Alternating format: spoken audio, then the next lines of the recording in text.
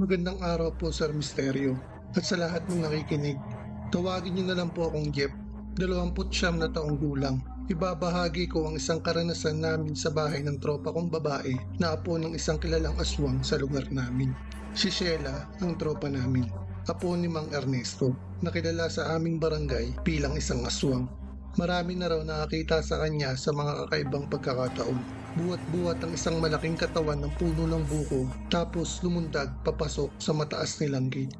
Minsan, nakita rin ito ng kapitbahay nila na nakahubad at puno ng langis ang balat na para bang nagkamali ng bagsak sa bakuran ng ibang tao. Kaya tuwing nagyayaya si Sheila ng inuman sa bahay nila, may halong kaba at excitement. 4 kami nung gabing yon.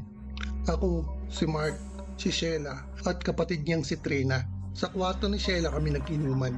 3 palapag ang bahay nila. Tindahan sa baba, kwarto nilang magkapatid sa 2nd floor at sa 3th palapag naman, kwarto ni Mang Ernesto.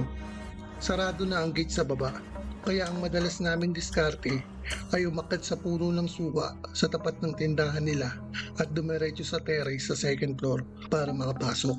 Masaya sa umpisa, tawanan at tuloy-tuloy ang tagayan. May mga side eyes at biruan na alam naming 4 lang ang nakakaintindi. Hindi kami magjojowa, pero kapag may alak, may mga pagkakataon talaga na may nangyayari. Palihim lang at walang ibang nakakaalam kundi kaming 4. Nung maubos ang alak, ako ang nautusang bumaba para kumuha pa. Madilim ang hagdan, bawal magbukas ng ilaw. Habang bumababa ako, ramdam ko ang lagitik ng kahoy na hagdan at ang malamig na simoy ng hangin mula sa bukas na bintana. Pagdating ko sa tindahan, bigla na lang may tumama sa binti ko. Akala ko pusa lang o aso, pero nang tumingin ako, muntik na akong mapasigaw sa sobrang takot. Parang aso ang itsura niya, pero hindi normal. Mahaba ang paa, malalaki ang tenga, matutulis ang ngipin at halos kalbo ang balahibo. Parang mabangis na hayop na galing sa ibang mundo. Hindi na ako nakapag-isip. Dali-dali akong kumaripas paakyat. Pagdating ko sa kwarto, halos nanginginig ako habang ikinukwento ang nakita ko. Sa una, hindi sila naniniwala. Pero nang makita nila ang itsura ko na seryoso, naniwala na rin si Mark. Pero si Trina at Sheila, kalmado lang. Parang alam na nila kung ano yun. Si Sheila na mismo ang bumaba para kumuha ng alak at bumalik na parang wala lang.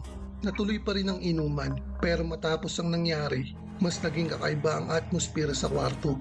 Tahimik na, mabibigat ang tinginan, hanggang dumating ulit sa puntong hindi na lang alak ang umiikot sa amin.